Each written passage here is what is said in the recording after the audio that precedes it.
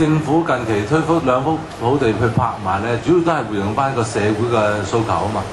以前有好多喺批給嘅過程中，有啲人認為，始終認為好多市民都認為係唔公平嘅，個透明度唔夠高。咁而家政府咧係推出2幅土地咧，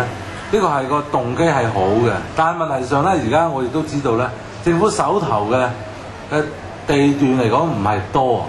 咁變咗嚟講咧，好容易嘅就呢個2幅土地咧係會形成咗就話做咗一個指標價咯。特別係對一個投資市場嚟講啊，好喜歡係用呢啲愛嚟做一個指標價。所以嚟講喺用土地政策上邊嚟講咧，我都建議咧政府係要劃分2種不同嘅用地，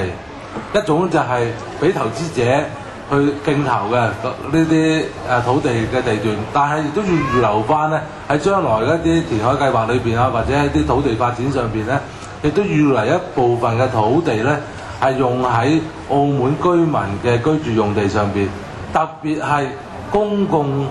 房屋政策所需用嘅土地裏邊，如果唔預留嚟講，你點能夠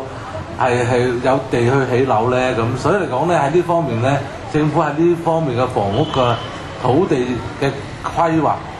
係要做好嘅。如果唔做好咧，可能咧係兼顧唔到，因為我哋都會睇到咧，將來咧澳門嗰個住屋嘅個市場咧係分成3塊嘅。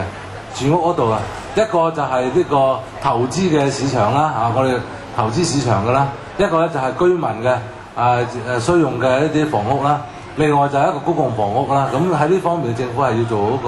嗰個規劃嘅用地嗰度啦。如果唔係咧，變咗嚟講咧，就算你政府想起多啲嘅社屋或者一啲經屋嘅話咧，你冇土地足夠嘅土地都做唔到嘅。